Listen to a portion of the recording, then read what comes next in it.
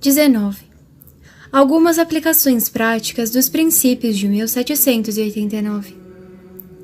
Na prática, quereis saber como, há meio século, a imprensa revolucionária de todos os regimes e de todas as nuances compreendem aplicar-nos os princípios de 1789? Eis aqui alguns modelos. São fatos que não saberíamos negar. A indiferença religiosa, favorecida pelas instituições civis, penetrando cada vez mais na sociedade. A fé, posta em xeque por um jornalismo impúdico, perdendo cada vez mais seu império benfazejo. A civilização material, prevalecendo em todo lugar sobre a civilização moderna e cristã, e espraiando na Europa o materialismo e o luxo. O respeito pelas autoridades quase que inteiramente arrancado dos corações e o espírito de independência desdobrado com excesso na família, no Estado e na Igreja. A Constituição Cristã da Família, solapada até sua base pela invenção sacrílega do casamento civil, pelo divórcio posto em vigor em vários países cristãos, por milhares de entraves postos à educação católica das crianças, pela divisão indefinida dos patrimônios hereditários, que formavam outrora como que o poder temporal da família e sua base de coesão. A educação e o ensino da juventude, reservados na maioria do tempo aos laicos sem religião, que não têm a missão nem vontade de fazer conhecer às crianças a verdade católica, ainda mais de fazê-las praticá-las. As instituições católicas mais sagradas, tais como o casamento, as congregações religiosas, as reuniões sinodais dos pastores da igreja, etc., impedidas, até mesmo suprimidas, por autoridades laicas absolutamente incompetentes. Tudo que vem de Roma, receado. Tudo que resiste a Roma, encorajado e recompensado. A opinião pública pervertida pelas falsas liberdades e sublevada em toda a Europa contra as ideias católicas, contra o papado. A Igreja destituída do direito de propriedade e assim deixada à mercê do Estado. Enfim, todos os princípios falseados, os poderes aviltados, a fé mais e mais enfraquecida, o protestantismo ressuscitado, populações inteiras vivendo sem Deus e sem religião alguma, a indiferença perdendo as almas e etc. Tudo em nome da lei, em nome dos princípios modernos. Eis para a Igreja o resultado prático, eis os frutos da Revolução Moderada, da Revolução de 1789. Se, por outra parte, lançais os olhos sobre a Europa moderna, filha de 1789, qual o espetáculo que se vos oferece ao olhar? Mais revoluções sociais em um ano, que outrora em um século. Os povos brincam com as coroas dos reis, como as crianças com chocalhos. Em 16 anos, 39 tronos tombados, 22 dinastias exiladas, viajando a pé por todos os caminhos da Europa. 25 cartas e constituições aclamadas, juradas e rasgadas, as formas governamentais, as mais opostas, sucedendo-se como as folhas nas árvores, como as vagas num mar em fúria. O mundo sobre um vulcão, e todos aqueles que então chamamos príncipes, reis, imperadores e chanceleres, sobre os tronos, como o marinheiro no alto do navio durante a tempestade. Pelos frutos reconhecereis a árvore. Depois das consequências, julgueis, e se vós ouseis, proclamai ainda os princípios. 20. As diversas espécies de revolucionários. Sendo a revolução uma ideia, um princípio, todo homem que se deixa dominar por esta ideia, que se deixa dirigir por este princípio, é um revolucionário. Ele o é, mais ou menos, segundo esteja mais ou menos na armadilha. Podemos e devemos distinguir várias categorias de revolucionários. Os primeiros, os mais culpados, os mais próximos a Satã, seu pai, são estes homens execráveis que a sangue frio conspiram contra Deus e os homens, seduzem e enganam os povos e conduzem como temíveis capitães a armada do inferno no assalto à igreja e à sociedade. Eles são, graças a Deus, um pequeno número, mas são verdadeiros demônios. Depois deles, menos imbuídos da ideia revolucionária, porém ainda mais perversos, vêm os homens que conduzem também a revolução à sua meta final, que querem abertamente anular a ordem social católica e verdadeiro princípio monárquico, mas que repudiam a morte e a pilhagem. Eles são os Mirabeau, os Palmerston, os Cavour e todos estes ímpios que desde há um século volvem a política, as leis e as instituições civis contra a Igreja de Jesus Cristo. São os flagelos da sociedade cristã. Sabe-se conter mais que os primeiros, colorem mais suavemente seus projetos anticatólicos e não inspiram horror. Eles podem falar e escrever em pleno dia e dispõem de um grande poder material e moral. Creem conduzir e são conduzidos. Seu grande número e meios de ação tornam-lhe muito temíveis. Em terceiro lugar, é preciso pôr estes homens da ordem, filhos de 1789, que querem fazer abstração da Igreja em toda a ordem política e social. Suas intenções são frequentemente honestas, mas falta-lhes o senso antirrevolucionário, que é a fé, que é o senso católico. Eles não detestam a Igreja. Deferem-lhe mesmo um vago respeito, mas eles não a compreendem e impedem-na de salvar a sociedade, que só por ela pode ser salva. Sua ação revolucionária é antes negativa que positiva. Há poucos homens públicos na Europa, faz um século, que não pertençam a esta numerosa categoria de revolucionários. O jornalismo europeu está quase inteiramente nestas linhas e a seu serviço. São da cepa dos franco-maçons. Em seguida, vêm os homens de imaginação exaltada, sem nenhuma instrução religiosa, mas com o coração bom e nobre, que absorvem as ideias democráticas através de generosos elãs, pelo amor ao povo pobre, pelo patriotismo, e que de boa fé creem que a revolução é um progresso benfazejo, é a religião da liberdade. Eles sempre amam as reformas, detestando os motins. São pobres descaminhados que fazem o mal sem saber. Uma sólida instrução religiosa, uma boa conversação, os despertará completamente. Enfim, bem próximo a nós, mais ainda no campo da revolução, encontramos um número considerável de cristãos honestos, algumas vezes mesmo praticantes, mas pouco instruídos, que se deixam maravilhar pelo prestígio do liberalismo e que querem conciliar o bem com o mal. Seus preconceitos de educação, de leituras, de jornal, de política, de posição social, paralisam as ideias do respeito que eles têm no coração aos direitos da religião. Eles gostam do padre e, todavia, têm medo de sua influência. Reclamam de bom grado do Papa e do Episcopado. Tomam facilmente o partido do Estado contra a Igreja, do temporal contra o espiritual, e não possuem, na política, nenhum outro princípio que o liberalismo, que nem ao menos é um. O nome da liberdade é suficiente para ofuscá-los.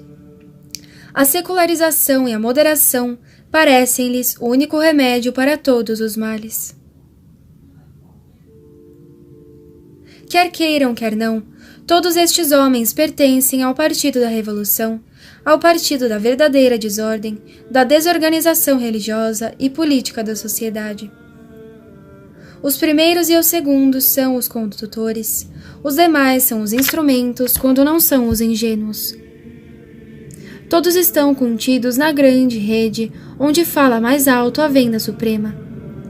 Os últimos, os revolucionários honestos, detestam os demais e deploram-nos como a linha lamenta pela agulha, mas a agulha conduz a linha. Que cada um se examine e se julgue, que distinga na consciência e perante Deus se pertence a uma destas 5 classes que eu descrevi.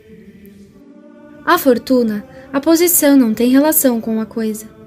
Podemos ser revolucionários em todos os graus da escala social. É uma questão de princípios e de conduta.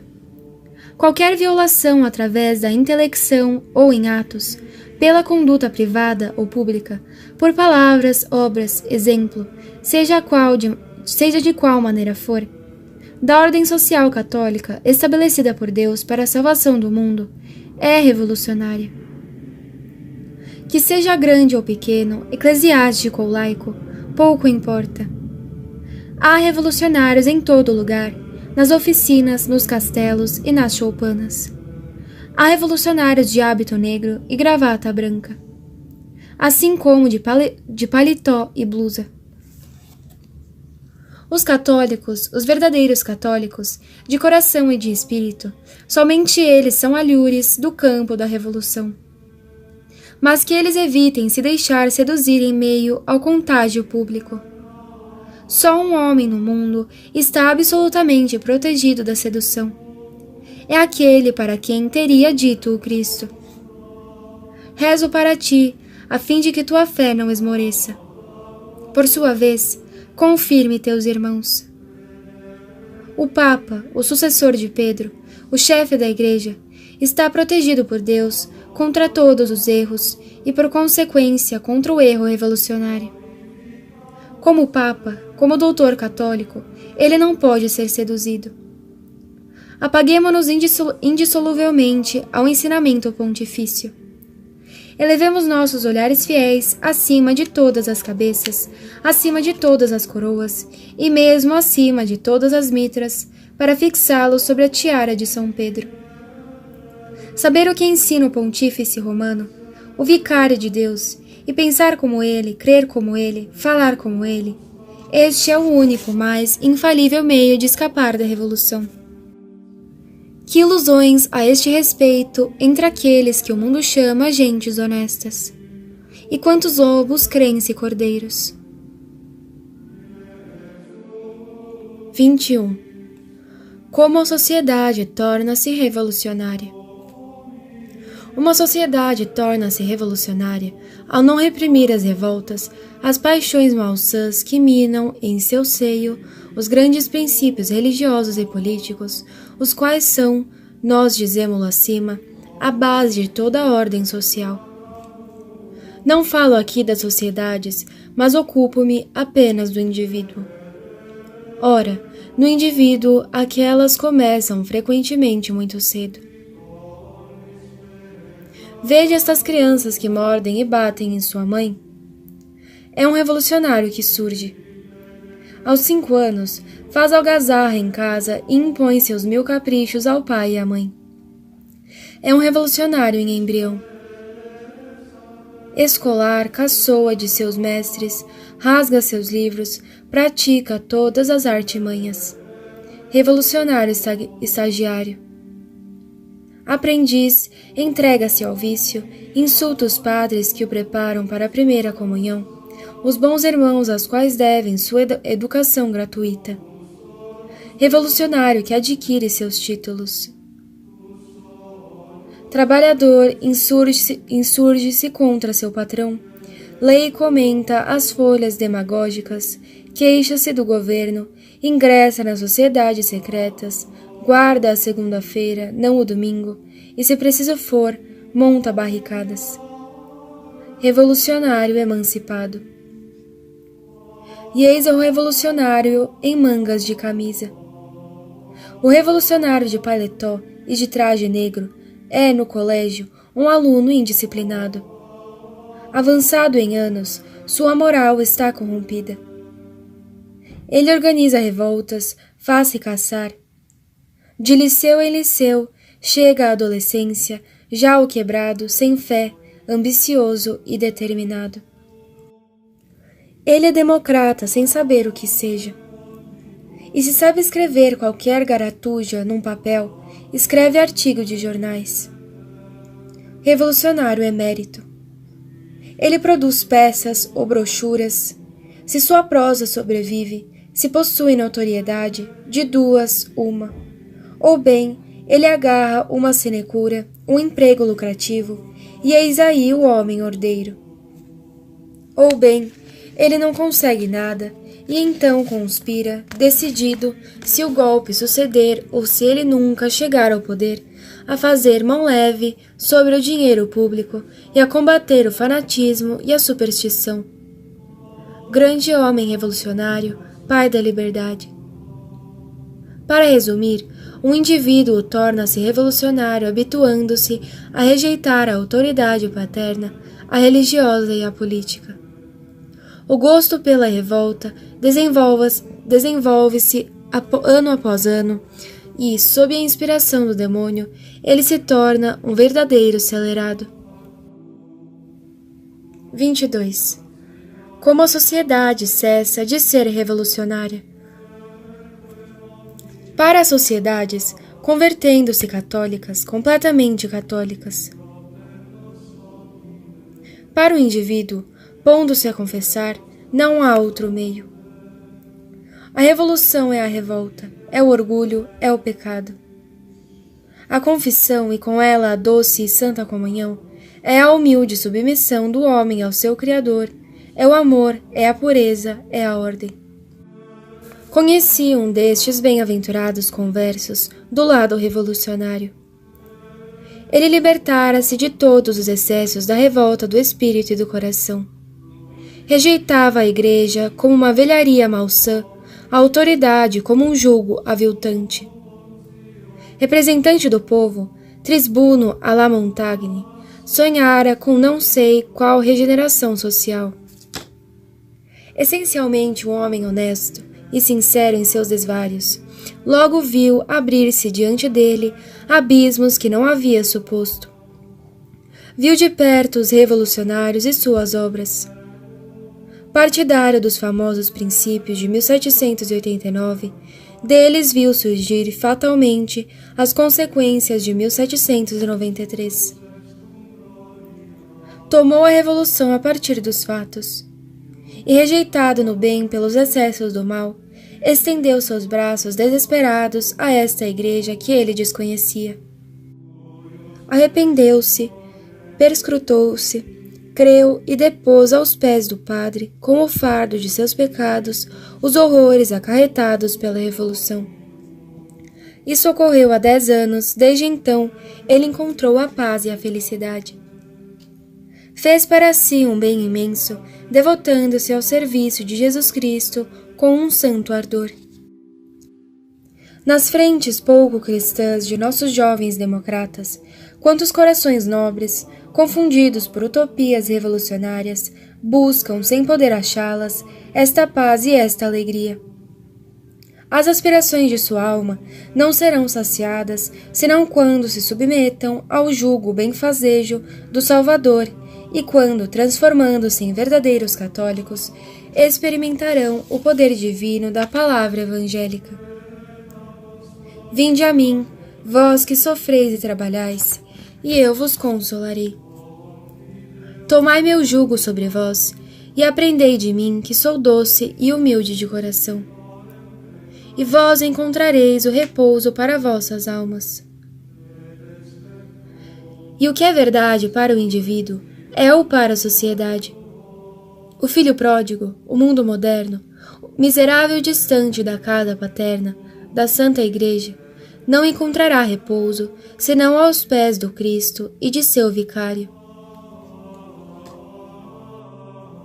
23. A reação católica. Somos reacionários? Não. Se por reacionários entendemos aos espíritos desgostosos, sempre ocupados em lamentar o passado, o antigo regime, a Idade Média. Ninguém, bem dizia o bom Nicodemos, pode retornar ao ventre de sua mãe para nascer novamente. Sabemo-lo muito bem e não desejamos o impossível. Sim, somos reacionários, Se se entende por isso, os homens de fé e de coração, católicos antes de tudo, que não transigem nenhum princípio, não abandonam nenhuma verdade, respeitando, em meio às blasfêmias e ruínas revolucionárias, a ordem social estabelecida por Deus, decididos a não recuar um passo sequer diante das exigências de um mundo pervertido e guardando como um dever de consciência a reação antirrevolucionária. Dizemo-lo a toda hora. A revolução é o grande perigo que ameaça a Igreja hoje.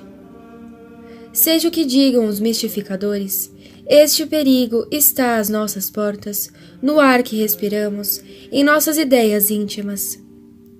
À véspera de grandes catástrofes, sempre se encontram estes incompreensíveis cegos, surdos e mudos, que querem nada ver, nada compreender. Está tudo bem, dizem eles, o mundo jamais foi tão esclarecido. A fortuna pública tão próspera, o exército tão bravo, a administração melhor organizada, a indústria mais florescente, as comunicações mais rápidas, a pátria mais unida.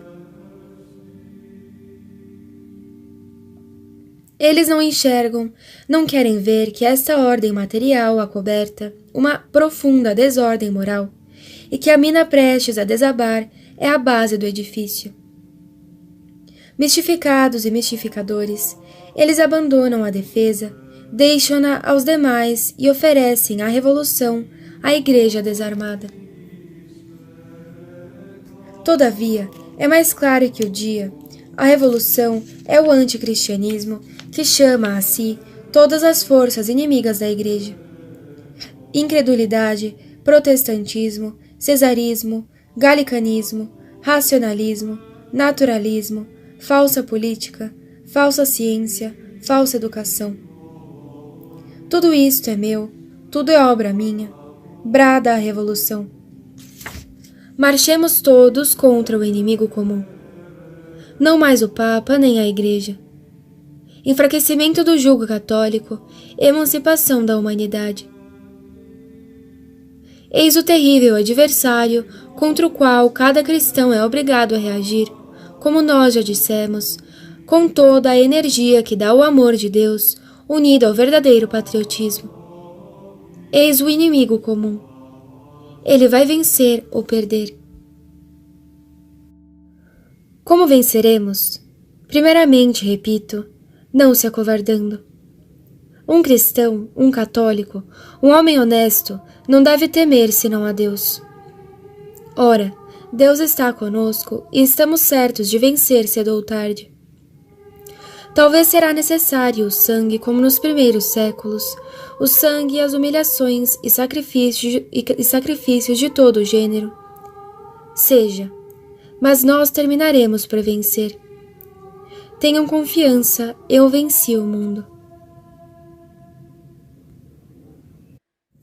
Em segundo lugar, devemos pôr a serviço da grande causa todas as influências, todos os meios dos quais podemos dispor. Se, pela nossa posição social, podemos exercer uma grande ação sobre a sociedade, seja por nossa escrita, seja por outro meio legítimo, não faltemos ao nosso dever católico de homem público. Façamos o bem numa maior escala possível. Se só podemos exercer uma ação individual e restrita, evitemos crer que esta influência está perdida em meio a um turbilhão.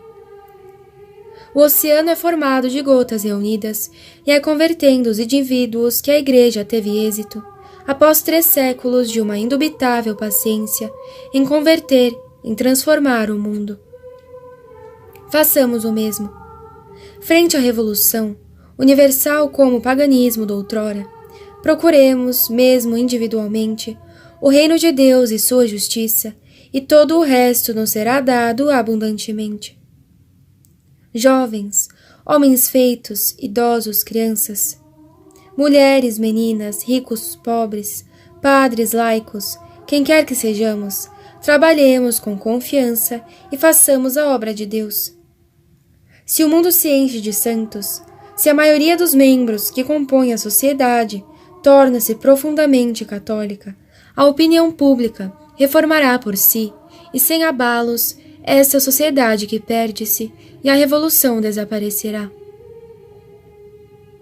Tenhamos para o bem a energia que a revolução emprega para o mal.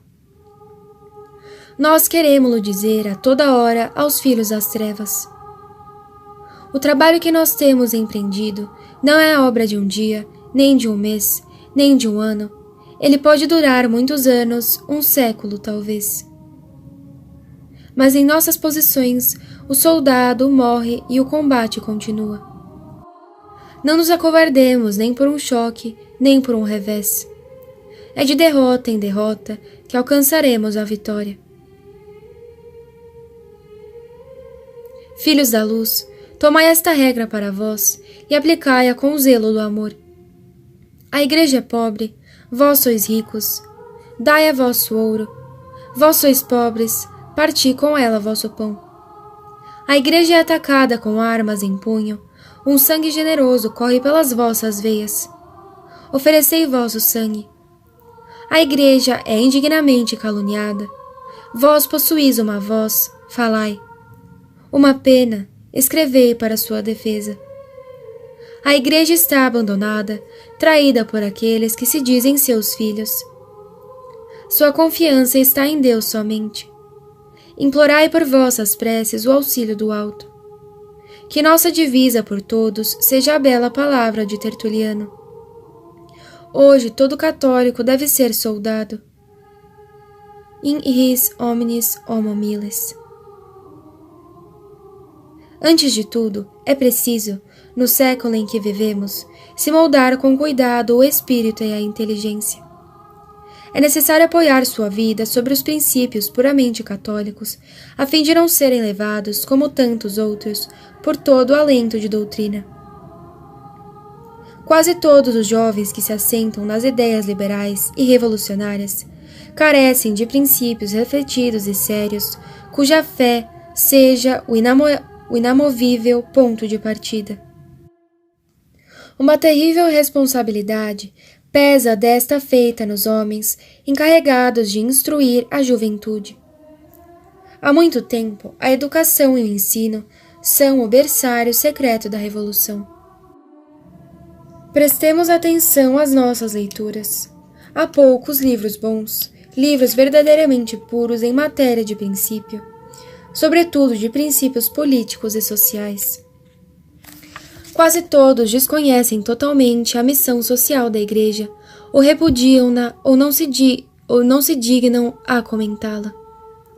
Não tendo mais como ponto de partida a autoridade divina, eles são forçados a fazer tudo se basear somente no homem. Sobre o soberano, se são monarquistas, e ao absolutismo ou cesarismo. Se forem democratas, sobre a soberania do povo, e a revolução propriamente dita. Duma ou doutra parte, erro fundamental, princípio social anticristão. Os mais perigosos destes livros, pelo menos para os leitores honestos, não são os panfletos explicitamente ímpios. São antes os livros de falsa doutrina moderada, que concordam com a Igreja num certo aspecto. 1789 é mais perigoso que 1793. Desconfiai, sobretudo, dos livros de história. Há poucos anos apenas, uma feliz reviravolta valeu-nos algumas obras preciosas que há pouco bastaram para dissipar os preconceitos e os erros. Há 3 séculos, a história foi transformada pelos ódios protestantes e mais tarde pelo voltairianismo numa verdadeira máquina de guerra contra o cristianismo. Ela tornou-se, disse o conde de Maistre, uma conspiração permanente contra a verdade. O que é verdadeiro para os livros aplica-se aos jornais, esta peste pública que envenena o mundo inteiro. Quase todos são os campeões juramentados ou secretos da Revolução. Nada é mais perigoso que a leitura de um jornal não católico. Repetida a cada dia, Ela insinua-se pronta e profundamente nas cabeças mais sólidas e termina por falsear seu julgamento. Suplico-vos, não assineis nenhum destes folhetins, e menos ainda aqueles que cobrem suas más doutrinas de uma máscara de honestidade. E se pretendem conservadores. Não há água pior que aquela que estagna. Enfim, recomendo aos jovens uma instrução religiosa muito forte e sólida. Não ouso falar-lhes da Suma de Santo Tomás, obra-prima incomparável, resumindo, numa magnífica ordem, toda a doutrina religiosa, toda a tradição católica. As inteligências tanto se degradaram, desde que a fé não sustenta mais a razão, que essa não está em condições de compreender hoje o que este grande doutor oferecia aos estudantes da Idade Média como leite para os iniciantes. Dentre várias obras, recomendarei a Teologia Dogmática e a Exposição do Direito Canônico, do Cardeal Gussetti, a Regra da Fé, do Padre Perrone, e os belos estudos filosóficos. Como resumo da doutrina cristã, o grande catecismo do Concílio de Trento, traduzido por Monsenhor Donnet. Enfim, as excelentes responses populares do Padre Franco, que resumem com uma lucidez maravilhosa e uma doutrina muito apurada todas as controvérsias da ordem do dia. As luzes do Espírito não bastam. É necessário, por outro lado, a santidade do coração. Todo homem que quer reagir seriamente contra o mal que nos devora deve viver na verdade cristã, levar uma vida pura, inocente, distante do mundo e animada do espírito do Evangelho. Ele deve rezar muito, comungar frequentemente e buscar em suas fontes vivas a verdadeira vida cristã e católica. Os homens de fé, de oração e caridade possuem o segredo das grandes vitórias. Tal deve ser a nossa reação contra a sedução dos falsos princípios e contra o arrebatamento universal. Tal é nosso dever a todos, dever pelo qual prestaremos contas a Deus quando aparecermos diante dele. Este dever diz respeito, antes de tudo, àqueles que direta ou indiretamente encarregaram-se das almas.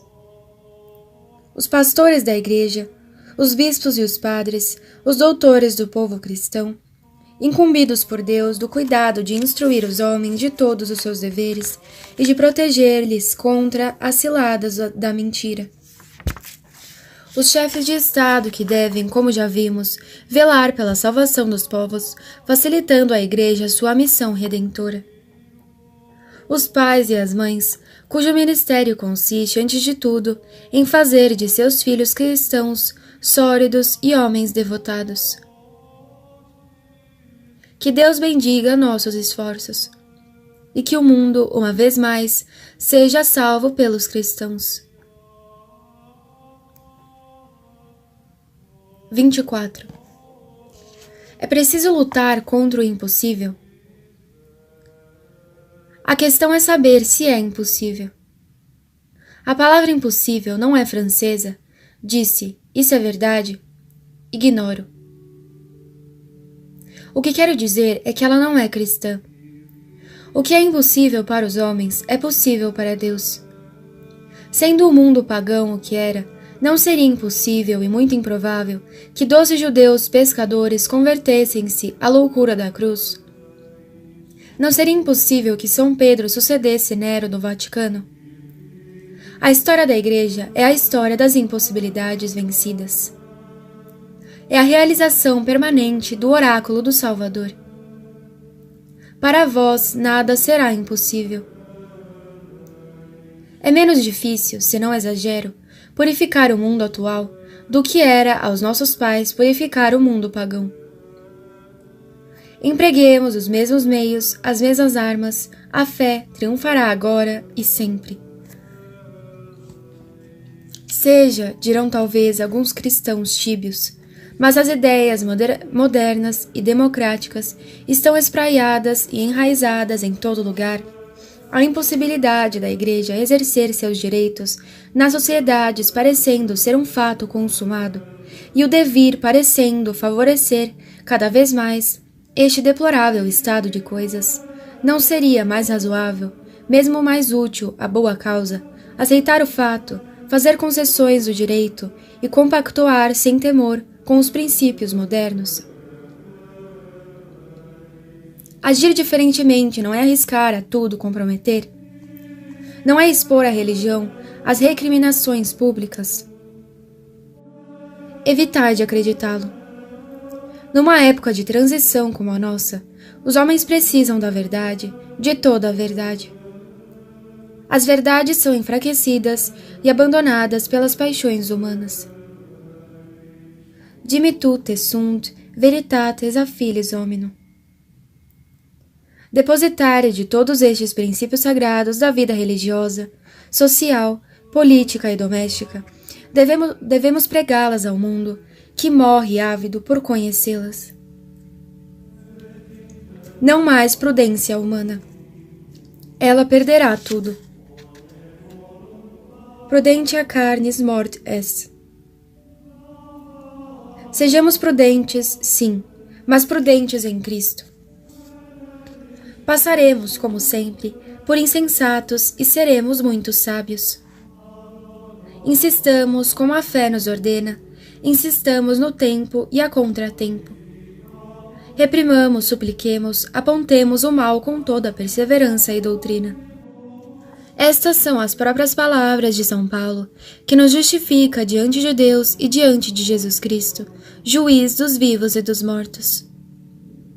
E acrescenta, profetizando as fraquezas dos homens e do tempo onde vivemos. Pois virá um tempo onde eles não mais suportarão a santa doutrina, mas, segundo suas paixões, abandonar-se-ão a uma multidão de doutores que os ensoberbecerão.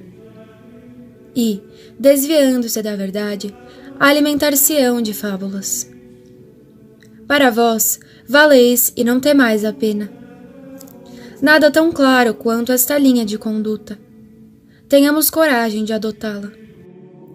Mas bradarão contra a Igreja? Bradarão, e depois não mais. Não o bradam agora. O que é o jornalismo, o que é a política em toda a Europa, senão um grito permanente contra a Igreja, sob pretexto de clericalismo, de pietismo ultramontano, de fanatismo? Falemos alto e firme em meio aos clamores. Lembremo-nos que não é lícito o matar-se. Vemihi qui attacui. Mas quem quer tudo, nada obtém. Nós não pedimos muito. Demandamos o que Deus quer, o que os homens devem dá-lo, o que é justo e, por outro lado, o que pode a nós todos salvar. Lembrai-no bem. É uma questão de vida ou morte, como outrora o paganismo e o cristianismo. São dois princípios que se excluem, a Igreja e a Revolução, o Cristo e o demônio. Não há meio termo. Alhures, vós tereis a simplicidade de crer que com os revolucionários as concessões servem para algo. Somente uma concessão pode satisfazer-nos. É a plena e inteira destruição do poder temporal da Igreja. Estas são as palavras textuais dos chefes da Revolução. E é preciso acrescentar: do poder espiritual, pois o temporal não é mais que a armadura destinada a proteger-nos, a salvaguardar o espírito. Exigindo menos, nada ganharemos. Mas é necessário ser caridoso. Sim, a caridade e a doçura podem recuperar os culpados. Logo é preciso ser sempre doce e caridoso. Mas as questões de princípio são questões de verdade e não de caridade. Não há aqui matéria alguma para concessão. Antes de ser a sociedade da caridade, a Igreja Católica é a sociedade da verdade. Nunca a caridade e a verdade devem excluir-se. A caridade que sacrificasse a verdade não mais seria caridade, mas fraqueza e traição.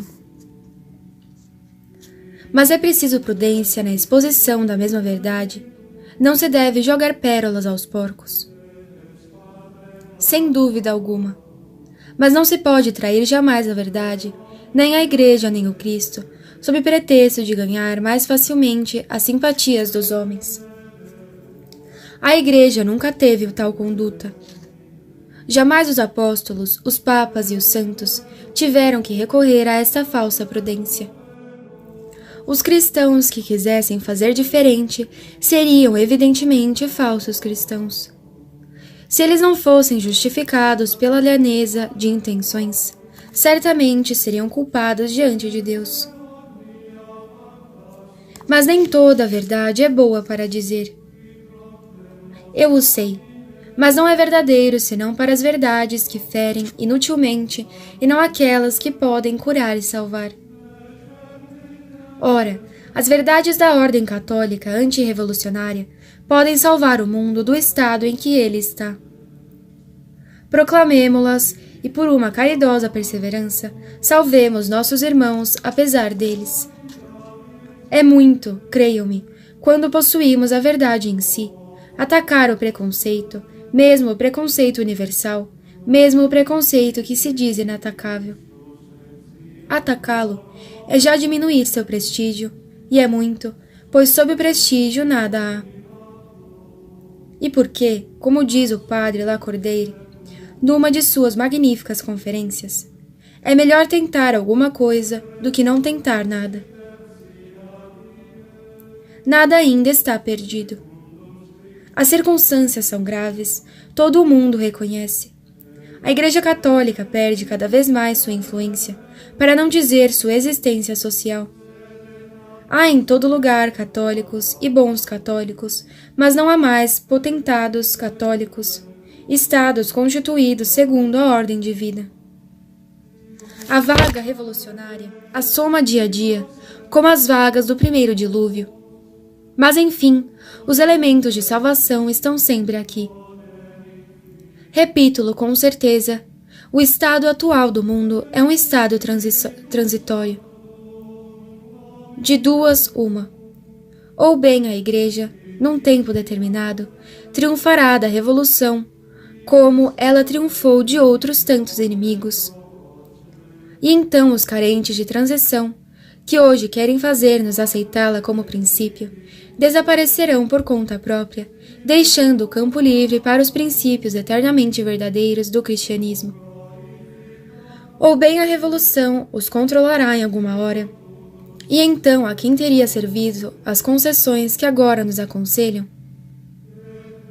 Se a hora das trevas, a hora do príncipe deste mundo é chegada, se é nos desígnios de Deus que nós sucumbiremos na luta, defendendo os direitos de Deus até o fim, ao menos teremos sido bons e fiéis servidores e poderemos dizer como o grande apóstolo: eu guardei a fé.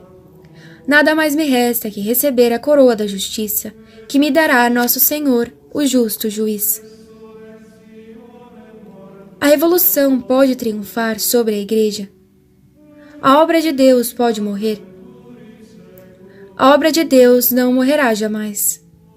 Mas ela será também a da Igreja como de seu divino chefe. Ela terá como ele sua hora, sua paixão, seu calvário, seu sepulcro, antes de reinar no universo e de conduzir toda a humanidade sob o cajado do celeste pastor. Tudo isto está profetizado no Evangelho. Esta solução muito possível da questão revolucionária merece que nos detenhamos aqui um momento. 25.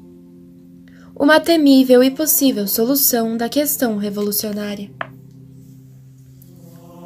Um certo número de católicos, dentre os quais vários bispos e doutores assaz eminentes em ciência e em santidade, possuem a profunda convicção que nos aproximamos dos últimos tempos do mundo e que a grande revolta que abala há 3 séculos todas as tradições e instituições cristãs culminará no reino do Anticristo.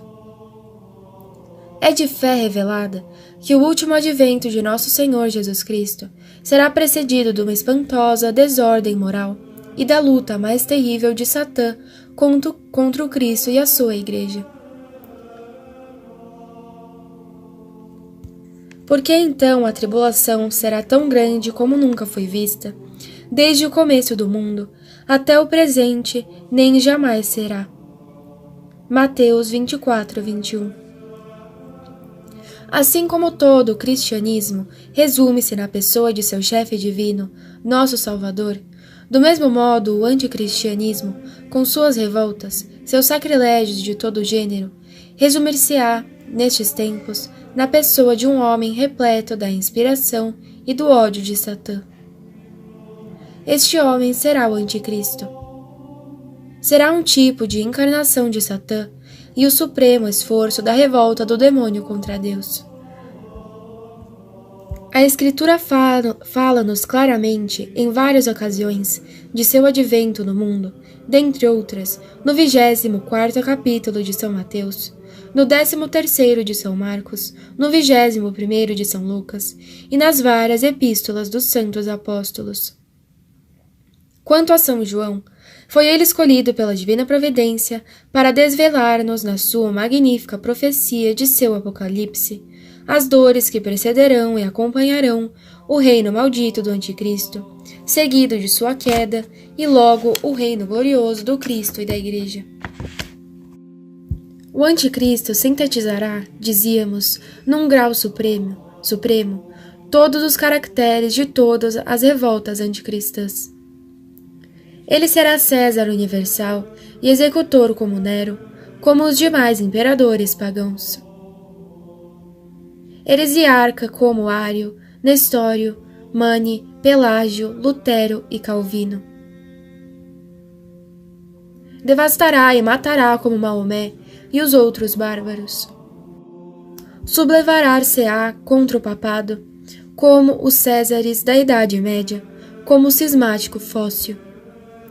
Ele negará o verdadeiro Deus, o Cristo e sua Igreja, e fará reinar em todo o universo o satanismo ou a revolução perfeita. Após uma perseguição universal, sem par desde o começo do mundo, ele abismará novamente a Igreja às catacumbas, abolirá o culto divino, far-se-á adorar como o Cristo Deus e dar-se-á como tal um pontífice, chefe de seu culto ímpio, e quem quer que não porte sua marca na fronte ou na mão direita, será levado em julgamento e condenado à morte. O reino revolucionário do Anticristo durará 3 anos e meio.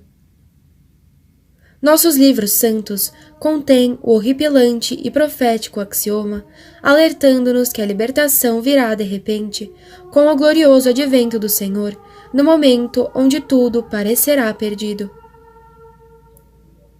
Esta será a Páscoa, a ressurreição da Igreja depois de sua dolorosa paixão.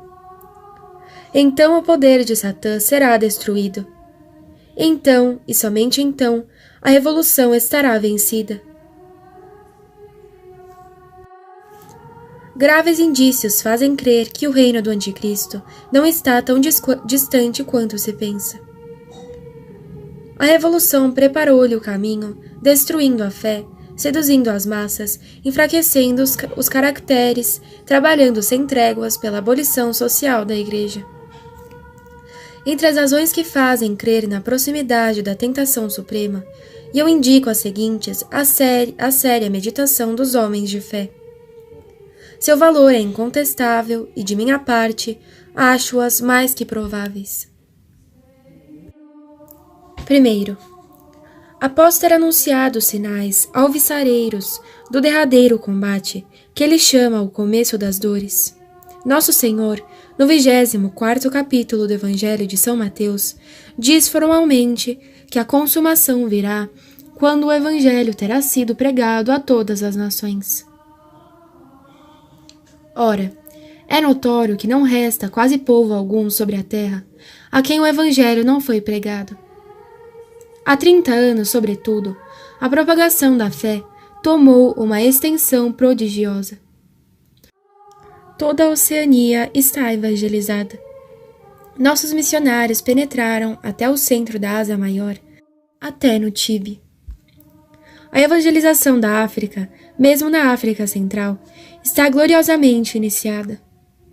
As duas Américas foram percorridas em todos os sentidos pelos arautos infatigáveis de Jesus Cristo. Em meio século, talvez menos, graças aos revolucionários da Europa, que caçaram em todo lugar as ordens religiosas, principalmente as poderosas legiões da Companhia de Jesus, é certo que o Evangelho do Reino terá sido pregado no mundo todo, testemunhando a todas as nações.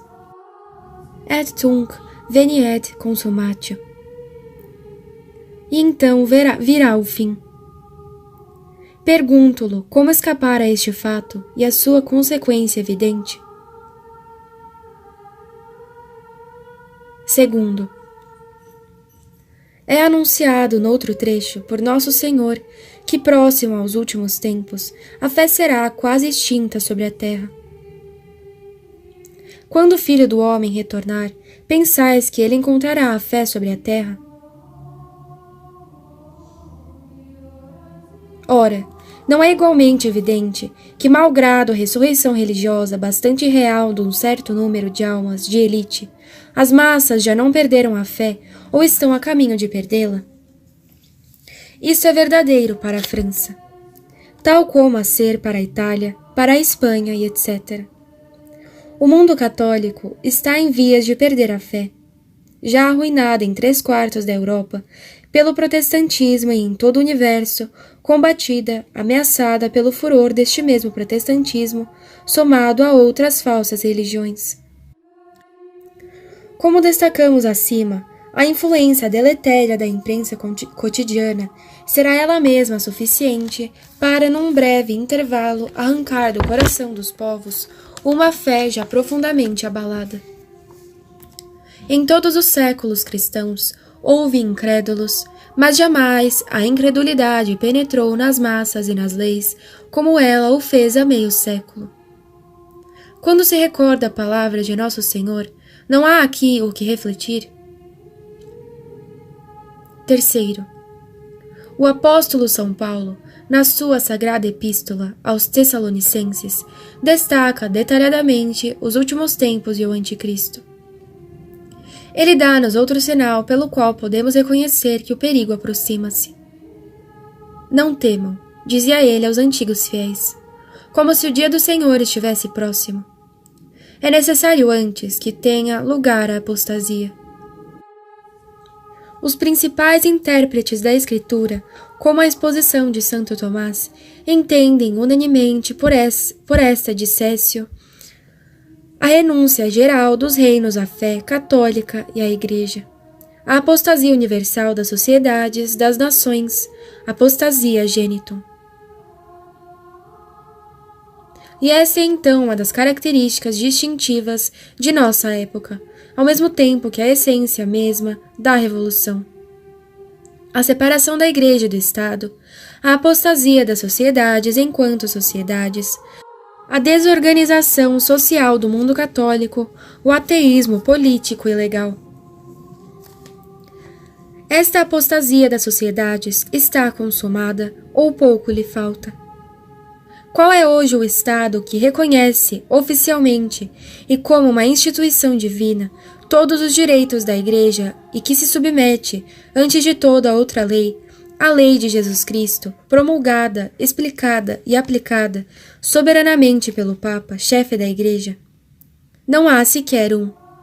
O sinal dado por São Paulo parece atual e não é para nós cristãos que se dirige a palavra. Ne teramini. Não temam. Mas não creram ver em várias ocasiões nos séculos passados estes mesmos sinais? Não anunciam frequentemente o final do mundo?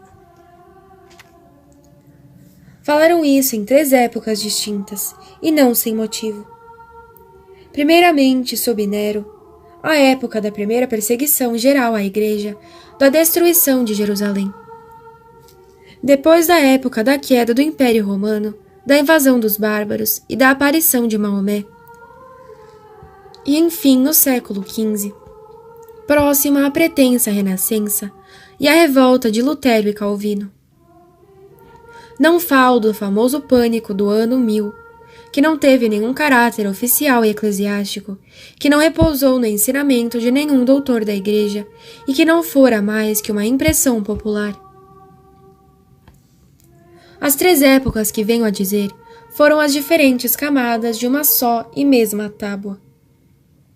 Cada uma delas foi a figura profética e parcial do acontecimento final, da suprema catástrofe que os profetas divinos parecem desdobrar mais e mais sob os olhares obscurecidos da geração presente. Eis porque, nestas 3 épocas, o pressentimento do fim do mundo foi legítimo na Igreja. Jerusalém destruída simbolizava, no primeiro século, a destruição futura da Santa Igreja, cidade viva de Deus. Nero era a figura do Anticristo, César e pontífice pagão, fazendo-se adorar por todo o império, perseguidor dos cristãos em todo o mundo conhecido, mestre da terra, carrasco de São Pedro e São Paulo. Assim como o Anticristo será o carrasco dos 2 grandes enviados de Deus, Enoque e Elias. Do mesmo modo, a queda do Império Romano, Maomé, o inimigo encarnado da denominação cristã, foi outra figura do Anticristo.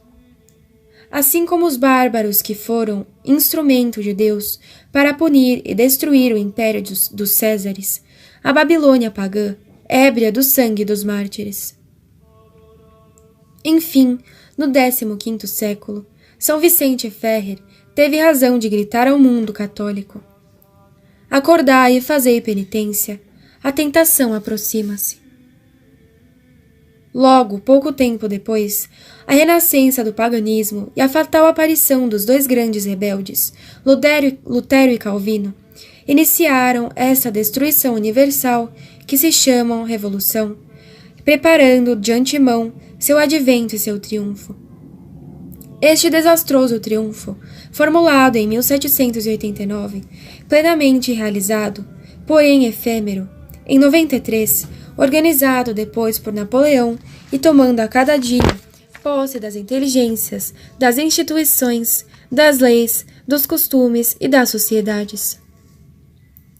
Mais além, a Revolução dará luz a seu filho, o filho de Satã, adversário do Filho de Deus. O homem de pecado, como disse São Paulo, o filho da perdição, o inimigo que elevar-se-á acima de tudo, que clama por Deus ou que recebe culto. O Anticristo, de fato, não esmagará somente o verdadeiro cristianismo e a verdadeira Igreja. Não abolirá somente o verdadeiro culto de Deus, o sacrifício católico e o culto dos santos sacramentos. Ele elevar-se-á acima de todos os deuses das nações, de seus ídolos e de suas cerimônias. E ele sentar-se-á no templo de Deus, e ali mostrar-se-á como se fosse Deus.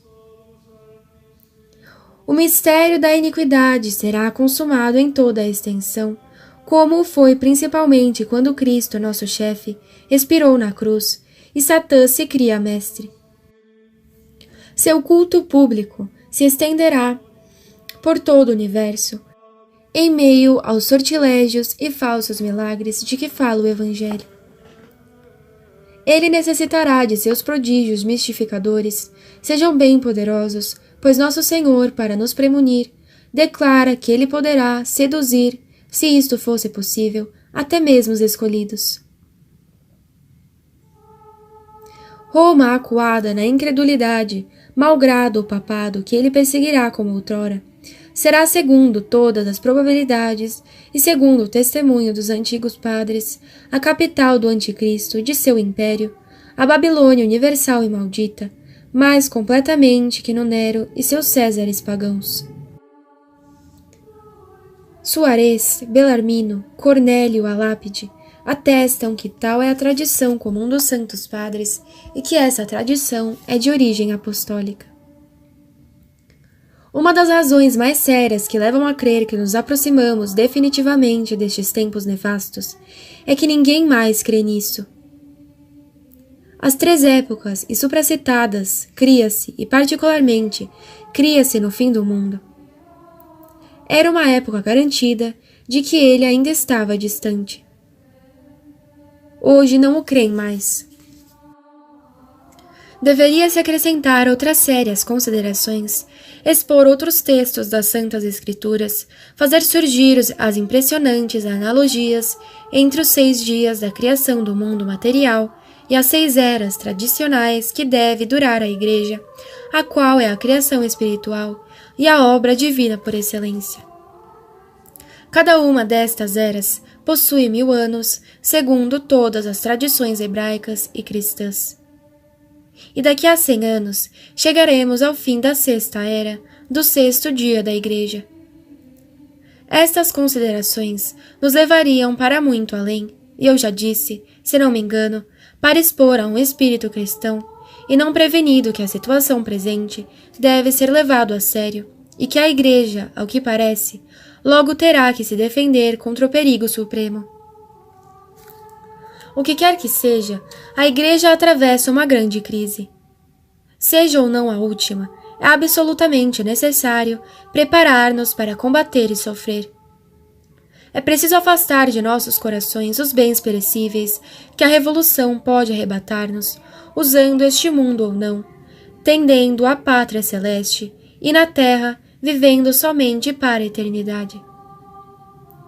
É preciso que a Virgem Imaculada seja a rainha benquista de nosso coração, a Eucaristia nosso pão de cada dia, o Santo Evangelho nossa mais cara leitura. Vivamos voltados a Deus, inquebrantáveis em meio ao arrebatamento universal. Indissoluvelmente em tudo unidos ao Vicário de nosso Senhor Jesus Cristo, procuremos na pura luz católica o guia fiel que nos fará superar, num passo, as trevas da revolução. Sobretudo, não percamos a coragem. Antes, saudemos o triunfo prometido pela verdade. Após a hora das trevas, a Santa Igreja ressuscitará gloriosa e reinará em todo o universo. Quando se cumprir em toda a sua extensão a infalível e consoladora profecia do Evangelho, não haverá mais que um rebanho e um pastor.